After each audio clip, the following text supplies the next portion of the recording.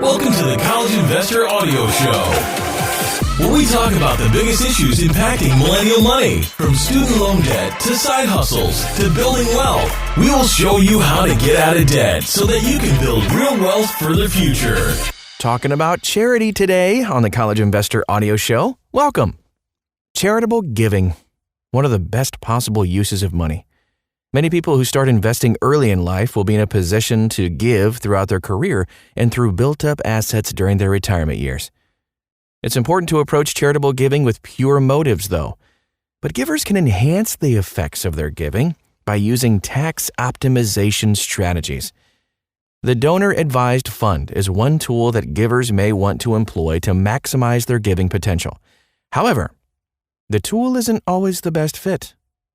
We explain when it makes sense to use a donor-advised fund and how to effectively fund and give from it.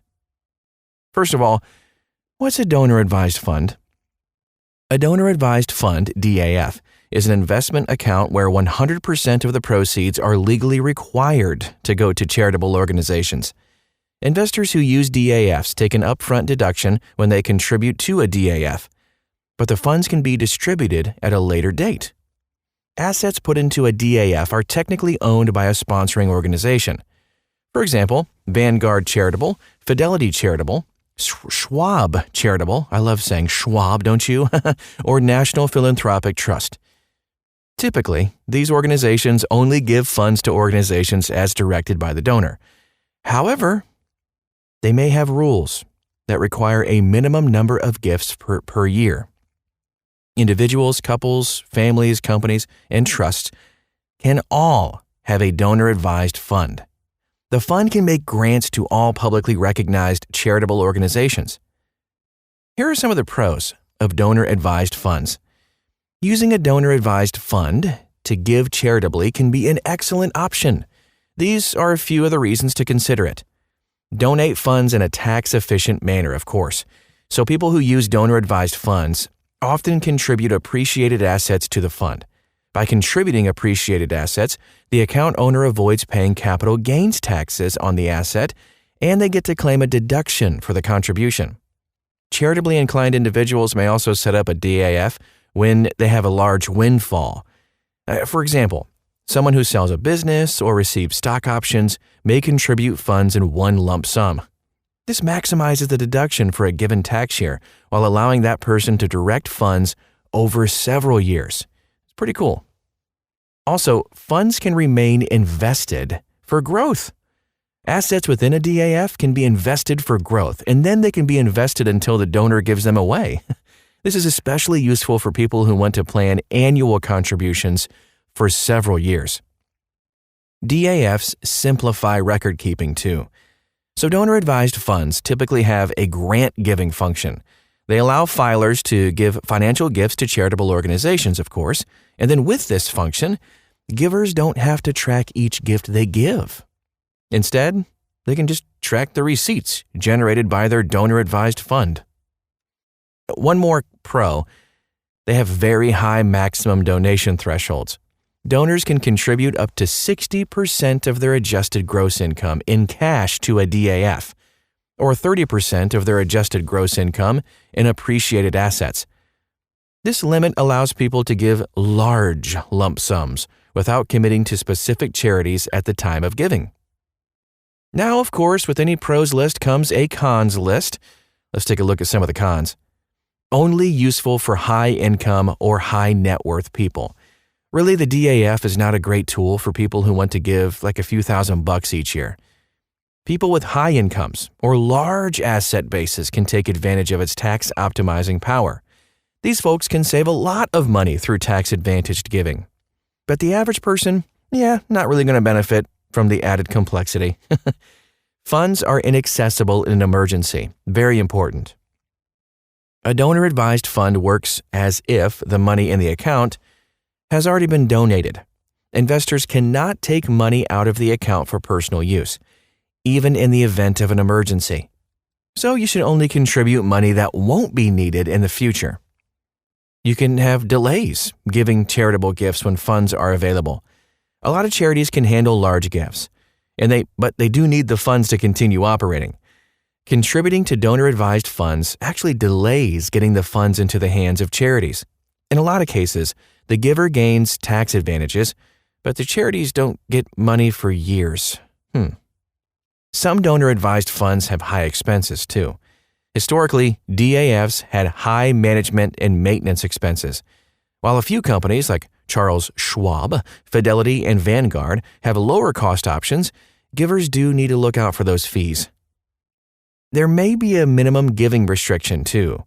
Sponsoring organizations can place restrictions on grants given from DAFs they sponsor.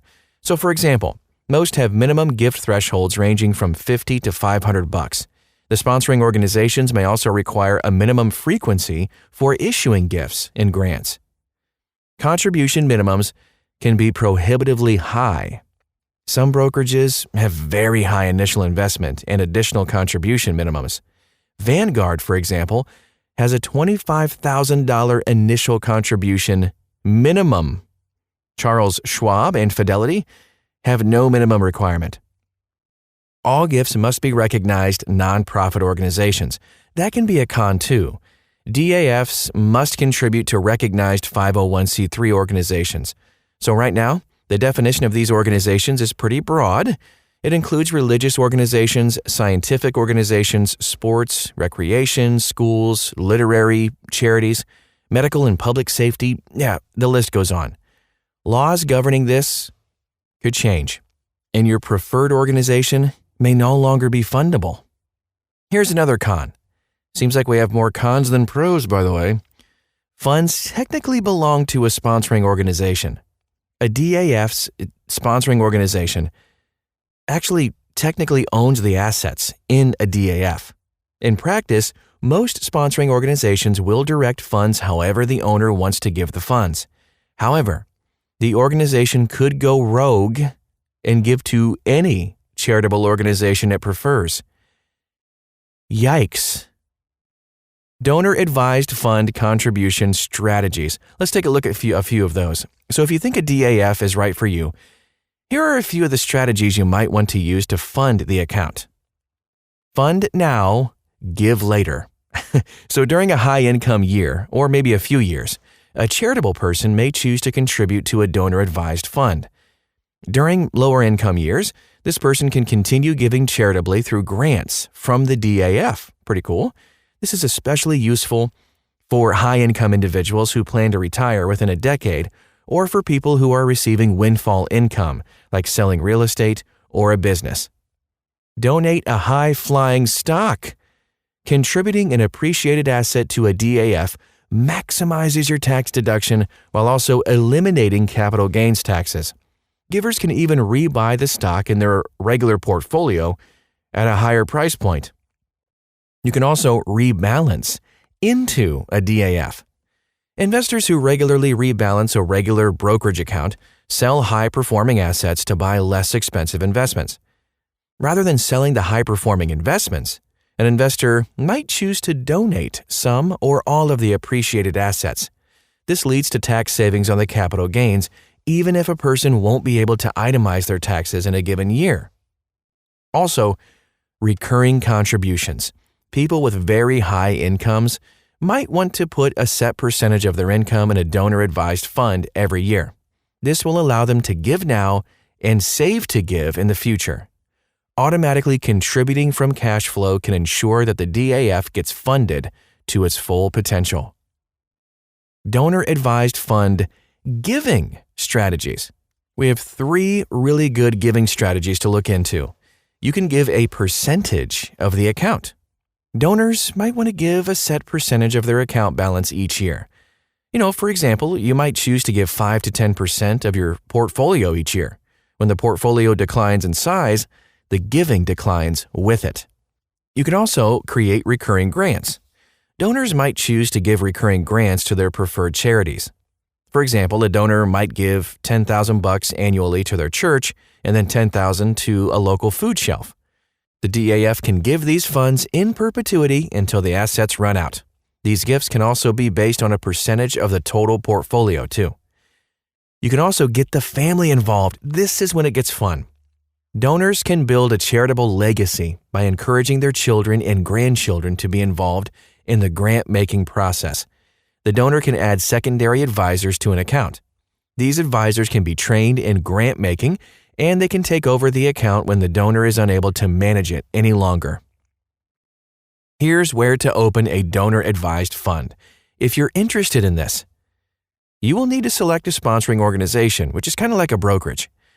Now, we have a chart at thecollegeinvestor.com, and in that chart, it shows the types of assets that each organization accepts, the minimum initial contribution, and the minimum size gift. We also list the range of annual account fees. These factors are likely to influence which sponsoring organization suits your needs the very best. Again, that chart is at thecollegeinvestor.com. Just copy and paste the title of this podcast into the search bar, and you'll find it. Here are some alternatives, by the way, to the donor-advised fund. Qualified charitable distributions. So people aged 70 and a half and older can make distributions from their IRA to the charity of their choice.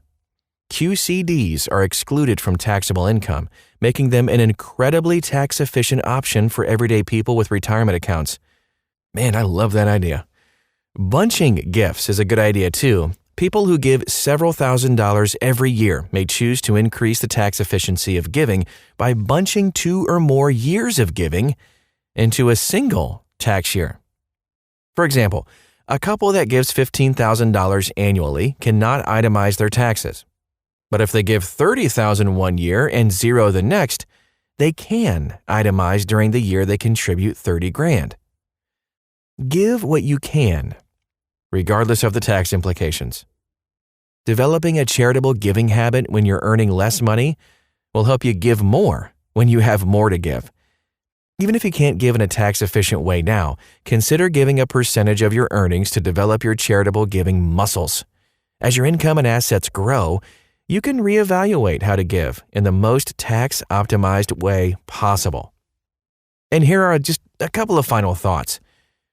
A donor-advised fund is an excellent tool for increasing the tax efficiency of giving, especially if you're entering the highest income years of your life. It can allow givers to donate now and give recurring gifts throughout their lifetimes and into the next generation. But the DAF isn't necessary to start giving. If you're not a good candidate for a DAF, let's face it, most of us aren't. Don't let it stop you from giving now to make the world a better place. I love giving. If you want to find out more about this, dive a little bit deeper, even look at some of the alternatives a little closer too. You can find this article at thecollegeinvestor.com. Thanks again for stopping by. We'll talk to you again real soon.